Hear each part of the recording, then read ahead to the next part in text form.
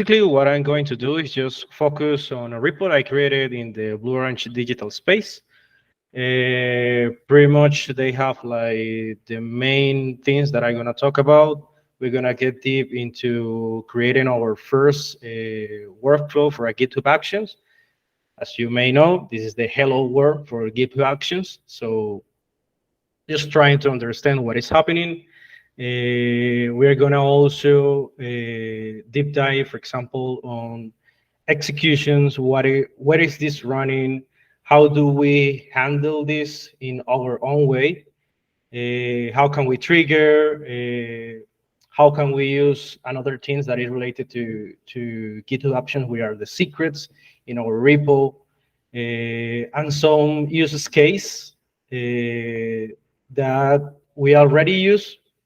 I mean, use case as simple ones, and also show a couple examples of the GitHub action that we already developed for a couple of projects. So yeah, and also just a quick link to the marketplace, because this GitHub Actions subject is quite vast. So you get like this big marketplace for them, and there's people working around it. So yeah, let me just share the screen for this. Mm,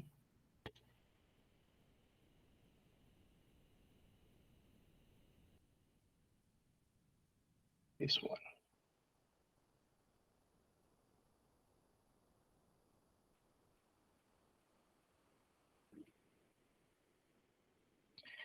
Yeah, so basically, let's just go through this. GitHub Action, it could be seen as a CICD tool that will help us to automate and also get deep into our software development processes. It will allow you to automate, to build, to test, and deploy your code, making it easier and faster for high quality software.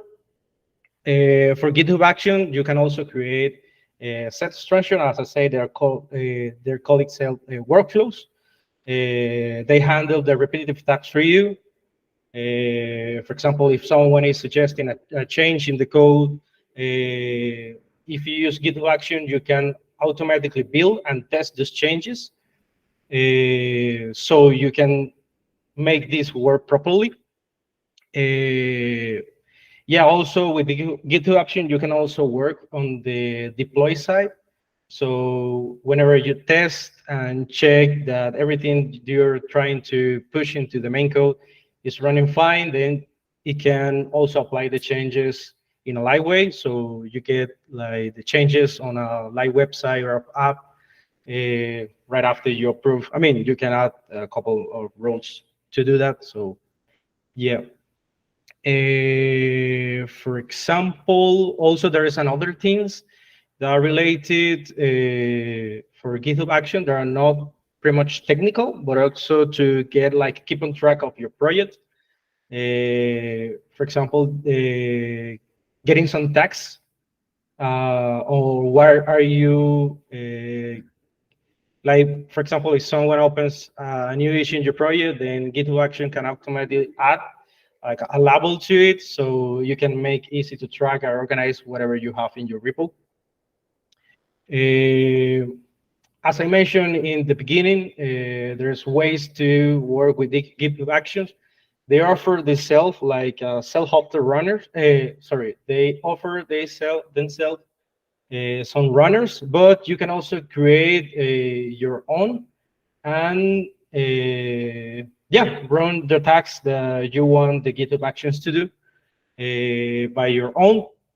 GitHub right now, they offer the three main ones, which are yeah, Linux, Windows, and MacOS. You can define pretty much what you want to add to the machine to do the job. Yeah, so basically running this, it depends pretty much on what you want to do. So let's just go to the first one, to the first GitHub action, which is the hello world for this one. In order to work with the GitHub Actions, you need to be able to create in your repo this little folder here, just the .github, slash workflows. Here is where you will place your GitHub Actions to be running. So for the first one, this is a simple one. You will see we can add a name to it. There is a flag they call inside the code, which is the on. We can add a couple more flags, but this basically is telling you when this workflow will be triggered. So as we have it in the master branch, for every push or every pull request, this workflow will be triggered. And these are the jobs, which are mainly what will be triggered. Right here, we can add the name to it, and we can define where do we want this to be running. So in this case, you can use an Ubuntu, just use the latest image to this. And you can add a couple of steps, which are basically defining, just splitting the task a little bit more. And for the step, you can also add some names. And we have the run command here, which is basically like whenever you're using your command line interface to say, hey, just do echo hello world. So if we go back to this, I just got this screenshot. We can check it also in the other place of the outputs of GitHub Actions. But basically, we have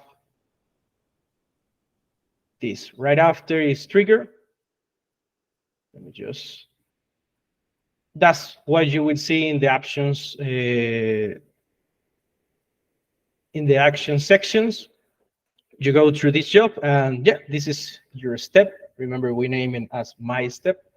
And yeah, it shows you the hello world. And that's pretty much it for our first one. Also, just take a look to this. It was the same. You can see this is how it looks for the GitHub Actions. Also in these sections, let's just go through the logs. You see, this is a setup of your job, what is happening behind, taking the image, and then just running your step, just as simple as hello world. And then we have like a final one just regarding as your job is completed. And he just erased everything that you have before. You will see also some details about your run, like the uses. So how much time does my job takes to run?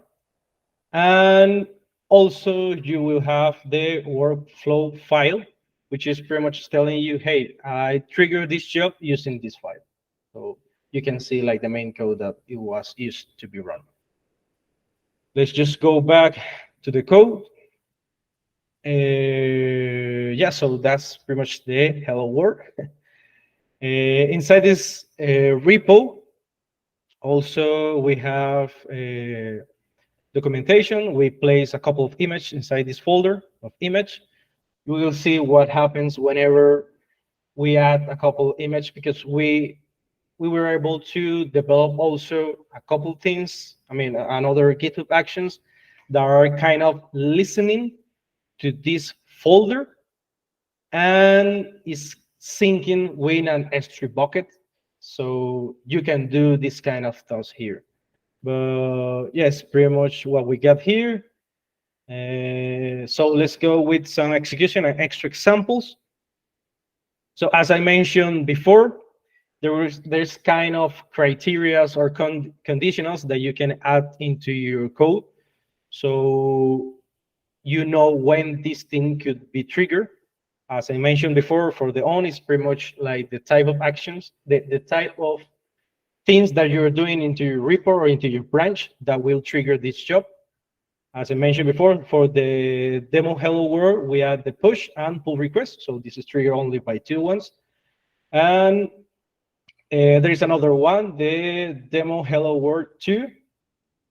That is, we check here, is pretty much as the same as this, as the hello world 1, but we just add another job. So you may wonder how this thing looks in the GitHub Actions and the logs. So let's just go through it. you can see all the sets of workflows that we have available here right now. So in the hello world 2, which also was triggered by the first commit, you can see there's two jobs. It's showing a first job here, giving pretty much the same logs as our first one, and you can go to the second one. You see, different name, and yeah, just running again as hello world again. So let's just go back to the code. As I was explaining, you can add some kind of conditionals and criteria in order to be able to trigger. Also, there's a couple things that you can add as conditionals. Just think about the if flag. We will see it in another workflow that I was able to work in the last week regarding the project that I'm involved right now. So it can basically like filters whenever we're running the workflow depending of the branch name. So you can do that kind of stuff. Yeah, what else? And there's another cases, for example, as you can see, the syntax is slightly different, but it might help you to go whenever you want to go deeper in the details about the conditions to this thing be triggered. So for example, there's another one that I'll be showing you soon. This is the sync file with an S3. Basically, this workflow is listening to every push that we're doing into the master branch, and the path to it, to just change it, should be triggered only by the changes that we do inside this folder, the image folder that is inside the documentation. So let's take a look into this, the sync file with S3. Sync file with S3, this is another one. As I mentioned, the syntax is a little difference in the on conditional. We got a couple jobs. We got the sync job. Here we're using also another things that I explained in deeper, which are the environment variables that can be, I mean, you can define it here, or also you can extract them from the secret section that, as I mentioned, I will explain deeper later. And you can, whenever you get define these environment variables here, you will be able also to work with them in the steps that you are running. So for this case, there's two steps which are configuring the AWS credential, and also the last one, which is syncing file with S3. The first one is quite useful because it pretty much says, pretty much use this one. This is available from the official AWS Actions, which is pretty much configuring the AWS credentials. The only conditional for this step to be able to run is just defining these three things here. You must have in the environment variables the AWS region, the AWS access key ID, and the AWS secret access key. And for this, there is another conditional for this step to be used. You have to define the AWS region right here. This is pretty much like configuring whatever you do in your command line interface with the AWS CLI. Whenever you set up AWS access key ID, its value, the secret access key ID, and all this stuff, and he's just grabbed from that. And there's another step here, which is the checkout. As you know, checkout regarding some report, which basically make us available the files that we have from the report, but to be able to use them in our little run that we're doing here. And there is another final step, which is the sync files with the S3. So this is not using anything weird. It's just pretty much running a couple commands as you're doing in CLI. So we are using, I mean, for the GitHub action, there's a bunch of commands that they are available. AWS itself is one of them. I don't remember right now the other ones, but yeah, if you don't have it, just try to install in a step, and you can be able to use them in the following ones. So in this case, we have the AWS command available. So we can do just a sync with an S3. Using the S3 sync, we just sync whatever we have here in the image folder, and he will sync it with the bucket that we define here, the bucket name, into a folder named image there in the bucket. This is just a little flags regarding the process.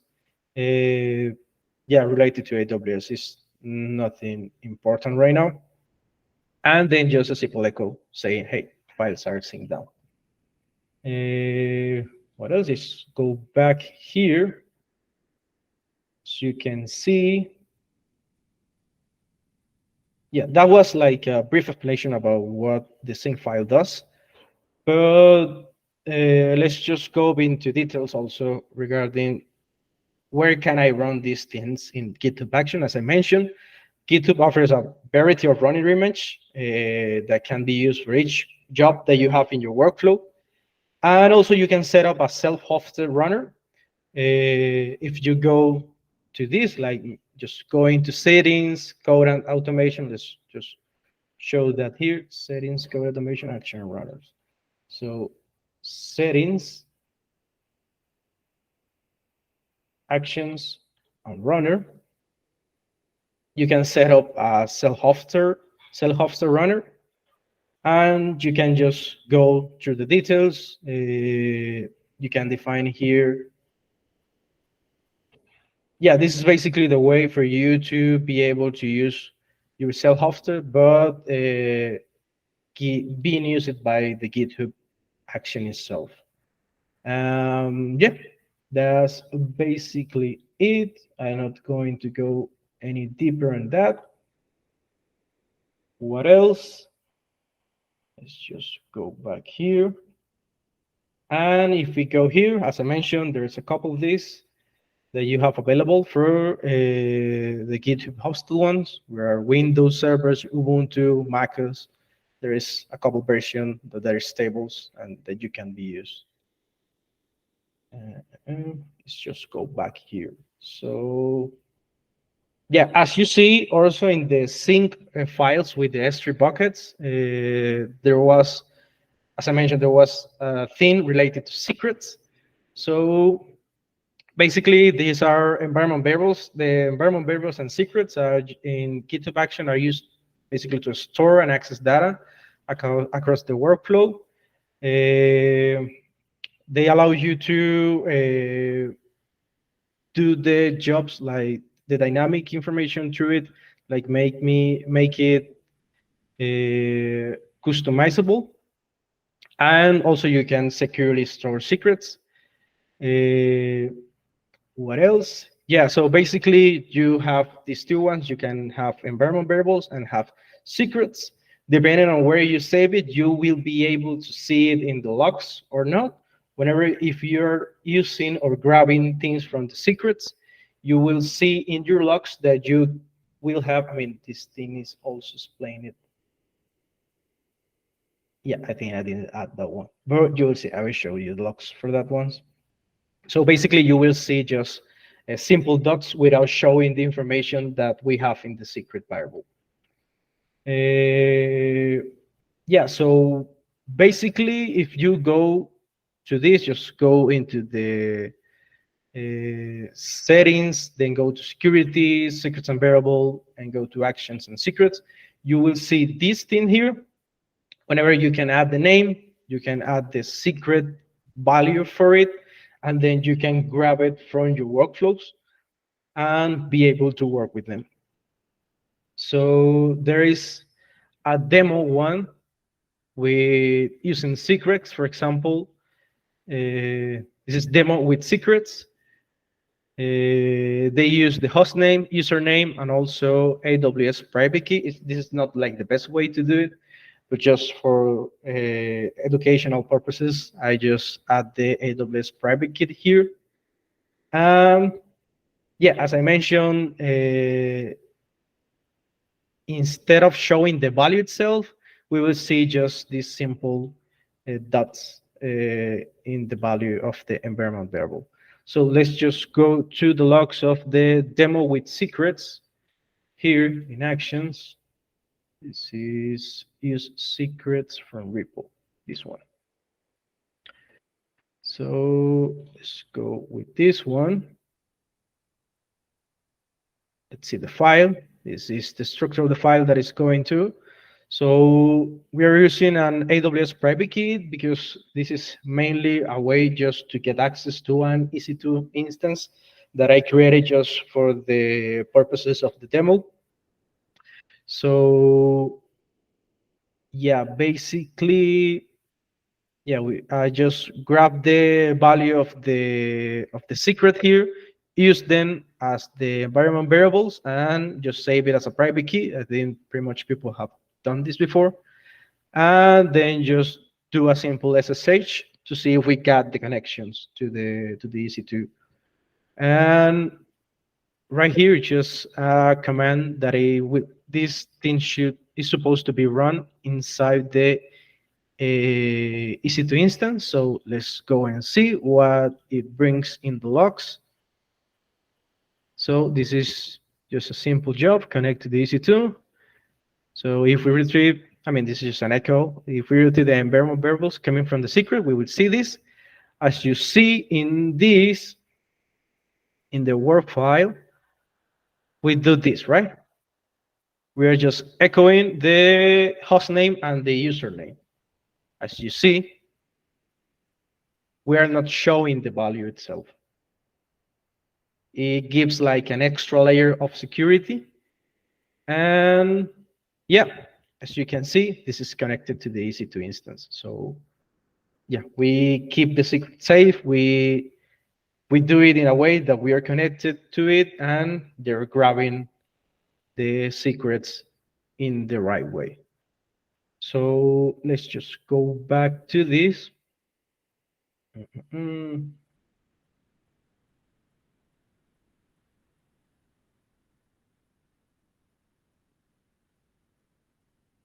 Yeah, so as you see, I have give you two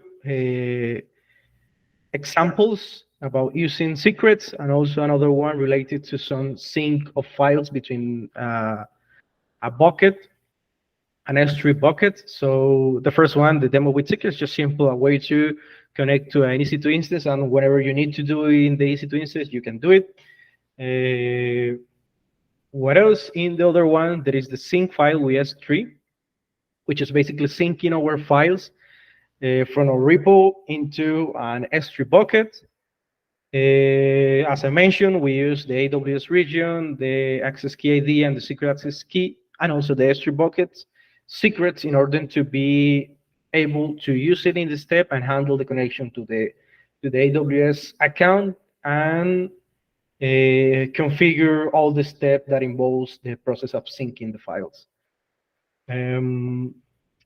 So this is a screenshot of what happens after I add this workflow, the sync files with S3. This is what happened in the S3 bucket. So you see these two files were successfully saved in the S3 bucket. Also, if we go right now, because I think this thing, I remember that I add a latest image, which I suppose it could be this one. Yeah, you will see, in fact, this one also available here. Yeah, you'll see. This is the sync with the S3 bucket, which is pretty much like the same. Let's go open here. Yeah, it's the screenshot of what I have available right now before doing the syncing. So Yeah, let's just go back through this. Which one was that? This one.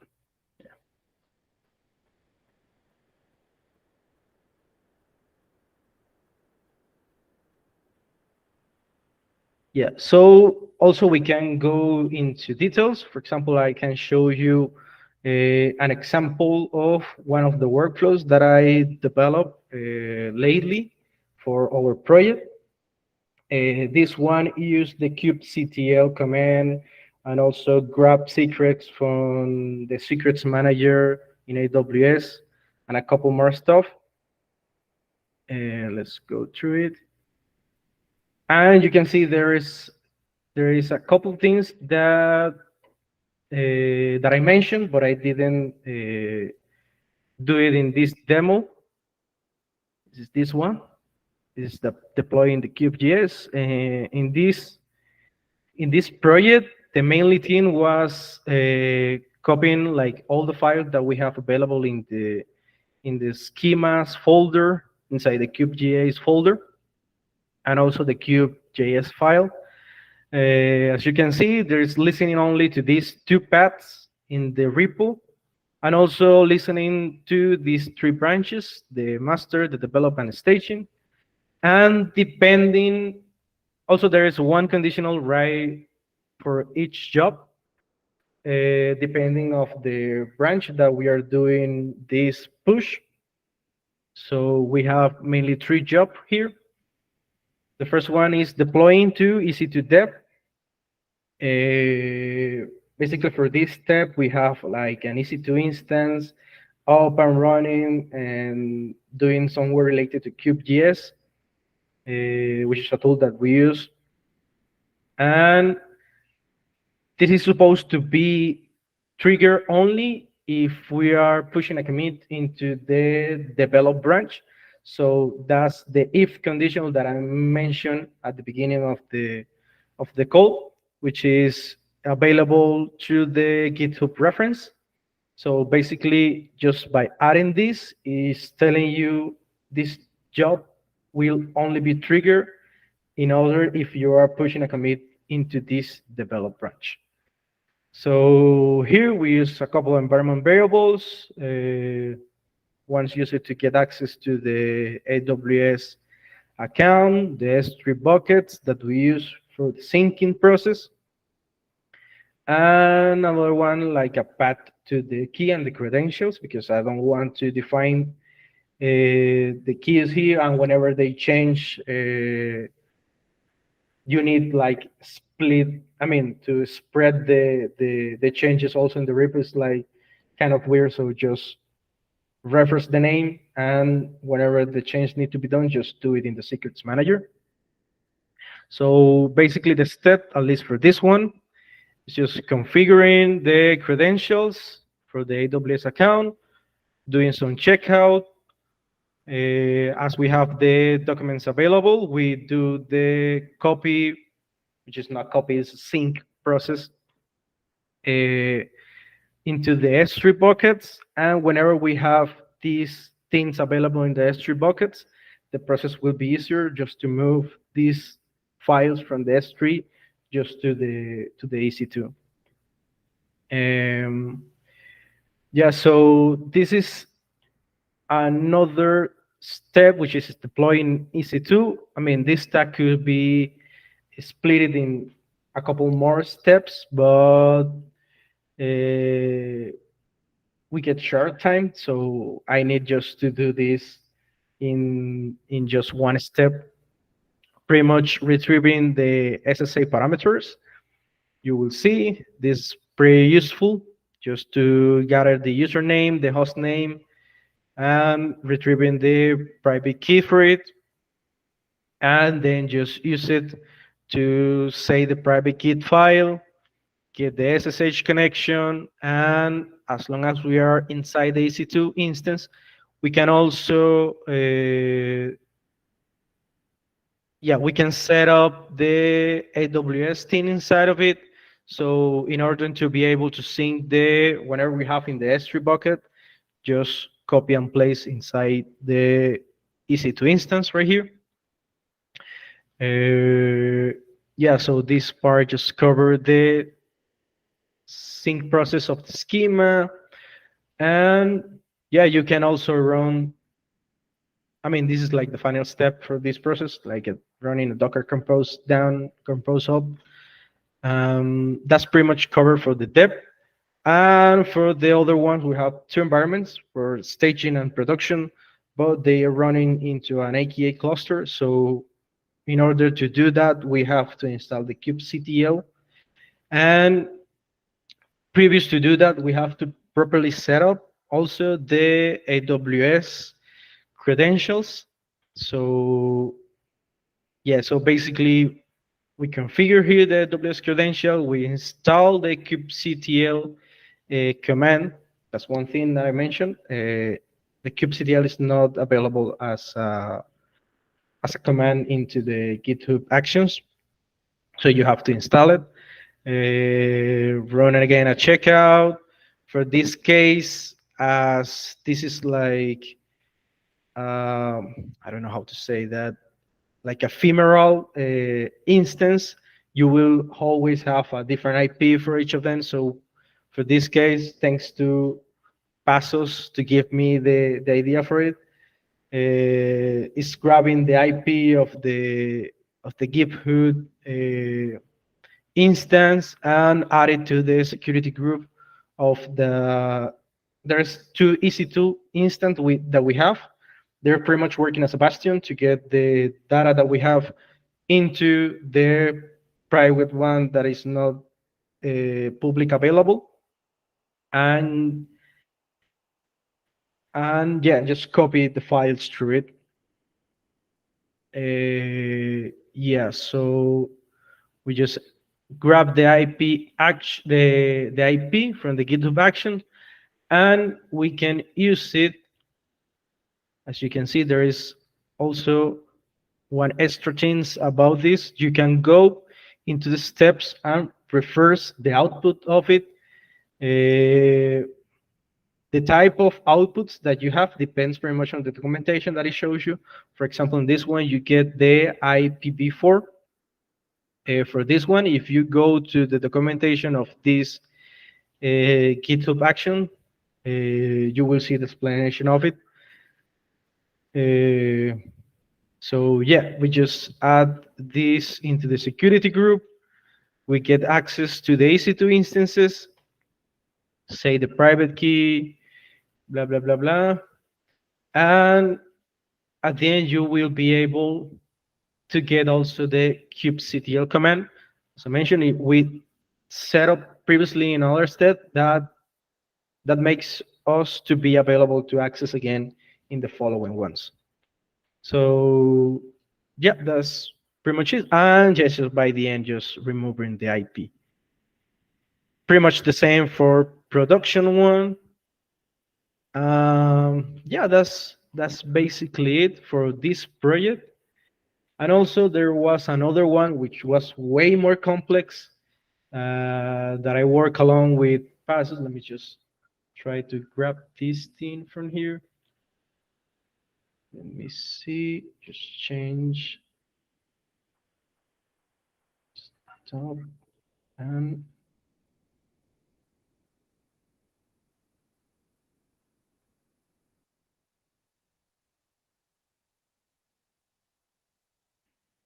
there you are. Just hide this. So there was another one which has more branches, only listening to pull requests, doing just some purchase, some triggering only by push on these type of branches. And as you can see, there's tons of code.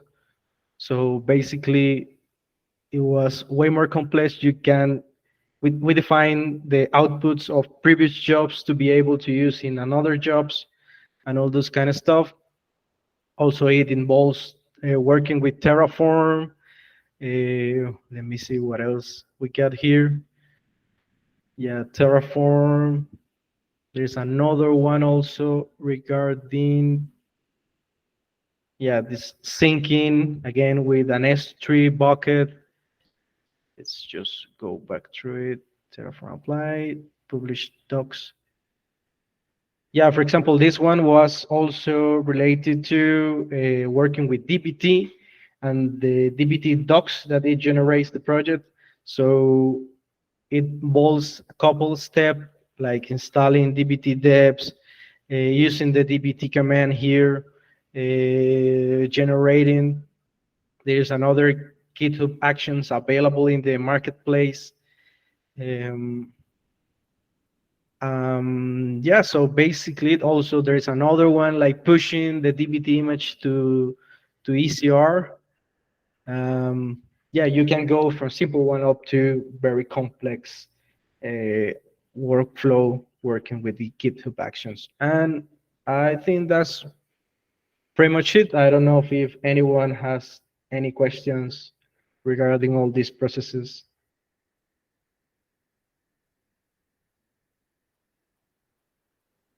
Thanks, Jen, for the presentation. I think that was a really nice overview on GitHub Actions. One thing that I'd like to add is that GitHub Actions can be a really nice place to put some code lifecycle processes, such as linting and checking formatting, as well as some automated testing. Yeah.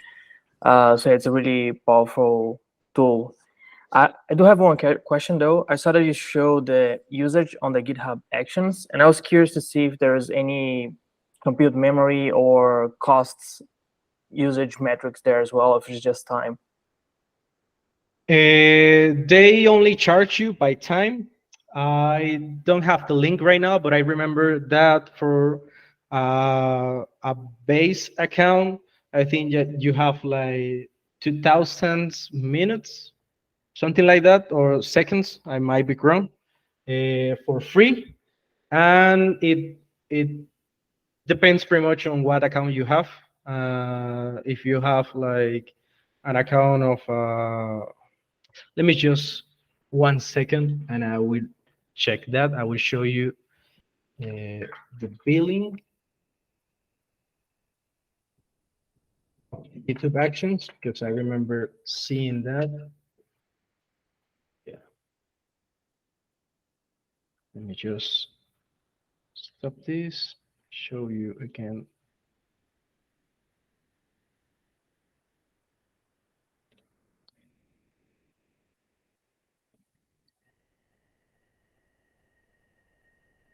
Yeah, there you are. So let me just zoom a little bit. You will see they only charge for minutes. So minutes and also storage that you have available for this thing. So for the GitHub Pages, 2,000 minutes per month. Yeah, that's pretty much it. Awesome. Thanks for sharing. Yeah. Does anyone else have any questions? I have a pretty basic question that came into my mind. Whenever I need to run AWS commands, I don't need any special image to do that. Is that right? Because maybe I missed that part. In order to run AWS CLI commands, just Ubuntu latest will suffice for the environment variables. Yeah, you can go to use GitHub Actions available in the marketplace that I show you. There is one offered by AWS Action itself, which is let me just go through it. It's like an official one. This one here. Or you can also, in fact, just define the environment variables and use the AWS CLI command directly from the CLI. Okay, so you define that in the step, right? Yeah. Oh, great. Yeah. Okay. Thank you. Go ahead, Victor. Hi, regarding this action that you're showing right now, like in the line 21, how do you find like that URI to know which action to use? Yeah, sure. So basically, at the end of this repo, I will show you a link to this. There is a marketplace available for GitHub Actions. You can check whatever you need here, like set up a Go environment, set up whatever you need. So basically, there is AWS available here. There is officials like this, like setup, AWS MCLI, secret manager, GitHub Actions. Whenever you see this icon here, is verified by the AWS itself. So there is a bunch of them, and this one, in fact, is just set up. I'm not finding here right now, but it's just pretty much set up to set up the use of the credentials to get access to the AWS CLI itself. So he just set up everything for you. Nice. And you don't need to set up anything to use those actions in the marketplace. Like I can just No. find one and just put in the GitHub Actions. Yeah, exactly. You just have to follow like the structure that they say you to use, and that's it. You can get access to all these things that they offer for you. Nice. Thank you. Yeah, sure. Any other question? Is everything clear?